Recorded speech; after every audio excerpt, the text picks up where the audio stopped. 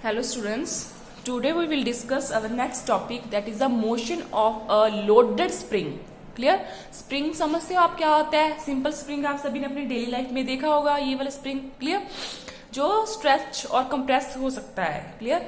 तो लोडेड, अब loaded means उसमें हमने क्या किया, मास अटैच किया हुआ है. तो लोडेड हो गया ना, अगर उसके साथ हमने मास अटैच कर दिया तो वो कौन सा स्प्रिंग बन जाएगा? लोडेड स्प्रिंग बन जाएगा. ठीक है. अब इसमें देखो, इसका मोशन स्टडी करना है हमने स्प्रिंग का. क्लियर?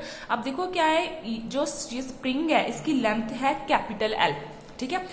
ए पॉइंट रिजिड स्पॉट है, यहां पर वो टाइप किया हुआ है, और इसका बी एंड जो फ्री है. ठीक है. ये तो हो गया नॉर्मल स्प्रिंग. अब उस सेकंड केस में देखो, सेकंड केस में क्या किया हमने, एक गिवन मास एम इस स्प्रिंग के साथ अटैच कर दिया. ठीक है. अब जब इस मास अटैच करेंगे तो ऑब्वियस है, स्प्रिंग की प्रॉपर्टी है कि वो क्या हो जाएगा, स्ट्रेच हो जाएगा, नीचे की तरफ स्ट्रेच होगा, क्योंकि नीचे तरफ मास अटैच कर रहे हैं. तो नीचे की तरफ मास कितना लगेगा, वेट कितना लगेगा आपका, mg. वेट होता है ना, weight is equals to mg. Clear? तो नीचे की तरफ लगेगा, और ये जो है अपनी ओरिजिनल पोजीशन से क्या हो जाएगा, डिस्प्लेस हो जाएगा थोड़ा सा. ठीक है. ये तो आप सभी को पता है. अब इसकी प्रॉपर लेंथ कितनी थी हमारे पास, ओरिजिनल लेंथ थी एल. ठीक है. After loading the mass M, तो ये थोड़ा सा डिस्प्लेस हो गया. सपोज यहां से लेकर अब यहां तक डिस्प्लेस हुआ वो, तो ये कितना डिस्प्लेस हुआ, small L. Clear? Length small L displace हो गया. अब यहाँ पे जो फोर्स है, अब देखो यहाँ पे फोर्स की डायरेक्शन अपवर्ड दिखाई गई है. क्लियर? अपवर्ड दिखाई गई है ना उसकी फोर्स की डायरेक्शन ऐसे. अब ये जो फोर्स है एफ, इस फोर्स को बोलते हैं हम रीस्टोरिंग फोर्स. इसको क्या बोलते हैं, रीस्टोरिंग फोर्स. अब ये रीस्टोरिंग फोर्स क्या है, रीस्टोर करना. अब आपको पता है कि जब स्प्रिंग को हम किसी भी डायरेक्शन में स्ट्रेच करेंगे तो वो अपनी ओरिजिनल पोजीशन में वापस जाना चाहेगा. क्लियर? तो सिमिलरली जब हम इसको नीचे की तरफ स्ट्रेच करेंगे तो ये क्या ट्राई करेगा कि मैं ऊपर की तरफ ही रहूं, अपनी ओरिजिनल पोजीशन पर ही वापस रहूं. जबकि हमने मास अटैच करेंगे तो वो नीचे की तरफ स्ट्रेच हो जाएगा. ठीक है.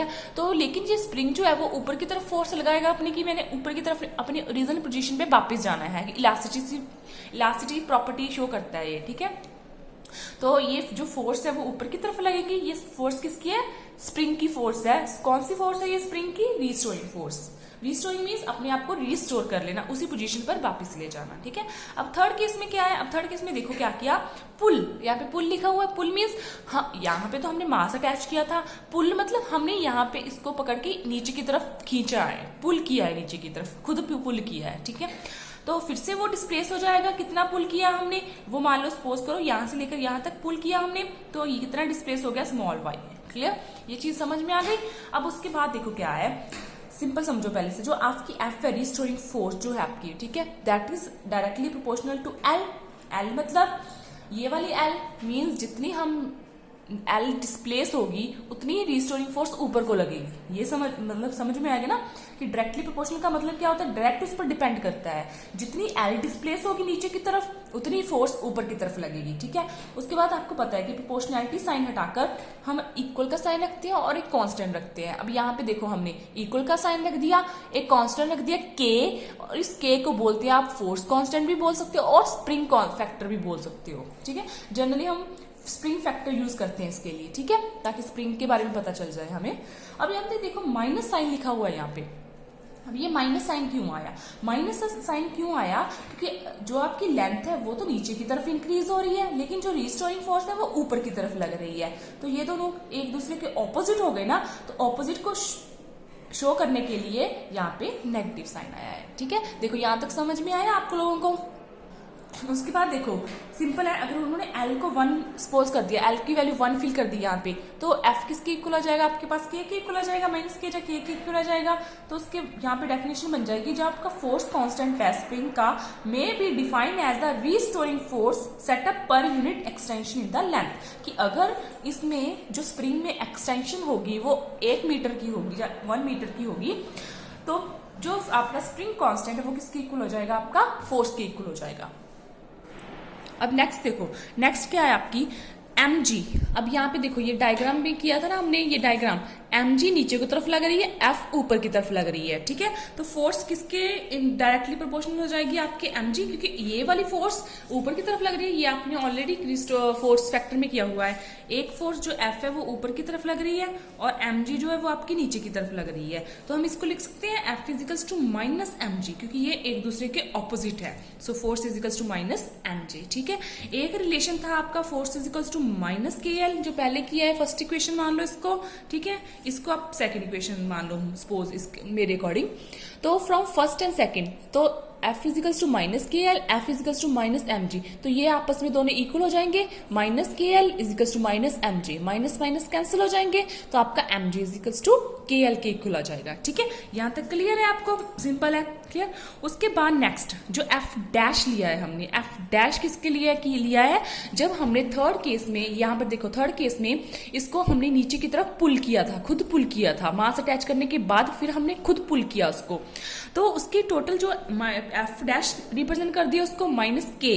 अब L प्लस वाई, अब कितना डिस्प्लेस हुआ, यहां से लेकर यहां तक डिस्प्लेस हुआ, अपनी ओरिजिनल लेंथ उसकी ये L है, ठीक है, ओरिजिनल लेंथ L है यहां तक उसकी, तो यहां ये कितना था, स्मॉल l है और ये y है, तो मतलब यहां से लेकर वो यहां तक डिस्प्लेस हुआ, तो टोटल कितनी डिस्प्लेसमेंट होगी, l प्लस वाई, ठीक है। तो हमने यहाँ पे लिख दिया l प्लस वाई, ठीक है। उसके बाद क्या किया हमने, ये जो f डैश है, जो एक दूसरी f है, ये वाली f equals to minus K L, इन दोनों को आपस में माइनस कर दिया, f dash minus f dash minus f करेंगे तो आपके पास f डैश की वैल्यू है minus K L plus Y, minus f की वैल्यू है माइनस के एल। तो ये अब यहाँ पे देखो, अगर सिंपल हम कैलकुलेशन करके देखें, अगर इसको ओपन करके देख लो आप एक बार, माइनस इस ब्रैकेट ओपन करेंगे, माइनस के एल बन जाएगा, ये अंदर जाकर माइनस के वाई बन जाएगा, ये माइनस माइनस प्लस हो जाएगा आपके पास, ठीक है, क्लियर।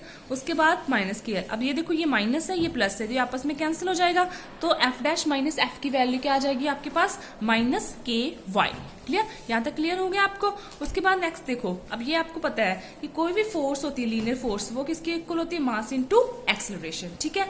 तो एक्सेलरेशन यहां से क्या आ जाएगा, फोर्स अपॉन मास। यहाँ पे जो फोर्स है वो कौन सी लग रही है, एफ डैश माइनस एफ, तो यहाँ पे लिख सकते हैं हम F dash minus F upon M, ये बन गया ना, ये वाली चीज बन गई आपके पास। अब देखो एफ डैश माइनस एफ की वैल्यू क्या है आपके पास, माइनस के वाई, तो ये यहाँ फिल कर देंगे माइनस के वाई एम, तो आपके पास एक्सेलरेशन की वैल्यू आ जाएगी माइनस के अपॉन एम वाई, ठीक है।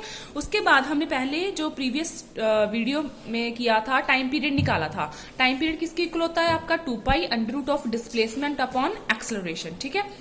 इट मीन्स 2 पाई डिस्प्लेसमेंट को हम y से रिप्रेजेंट करते हैं और एक्सेलरेशन को a से, y अपॉन a। अब यहाँ पे क्या करना है, a की वैल्यू यहाँ से, अब देखो नेगेटिव साइन निग्लेक्ट कर दिया, इसका सिर्फ एक ही मीन है कि जो टाइम पीरियड है आपका वो कभी भी नेगेटिव में नहीं हो सकता, आपको पता ही है टाइम पीरियड कभी भी नेगेटिव नहीं हो सकता, ठीक है। Just for because of this हमने जो एक्सेलरेशन का नेगेटिव साइन को उसको क्या कर दिया, निग्लेक्ट कर दिया, clear.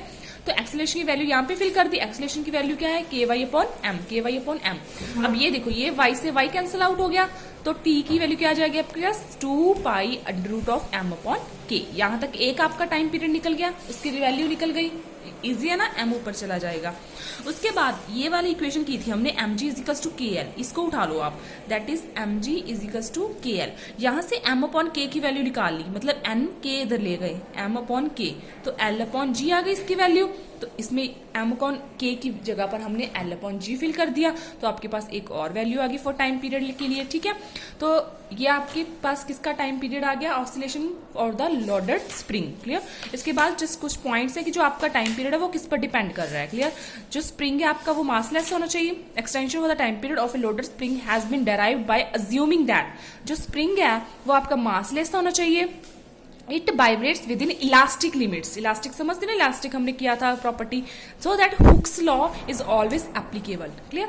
The motion of the spring through air is not affected by the drag, clear, it experiences, clear. तो ये चीज आ जाती है आपके पास। Further for the equation this and this, ये वाली जो मेन है ये वाली है, ठीक है। It follows that the time period of the simple harmonic motion execute by the simple increases at the mass attach to the, increase हो जाएगा जब हम उसके साथ मास, क्योंकि डायरेक्टली प्रोपोर्शनल है इसके साथ, मास के साथ, वो जितना मास हम इंक्रीज करेंगे, अटैच करेंगे उसके साथ, उतना उसका टाइम पीरियड इंक्रीज हो जाएगा।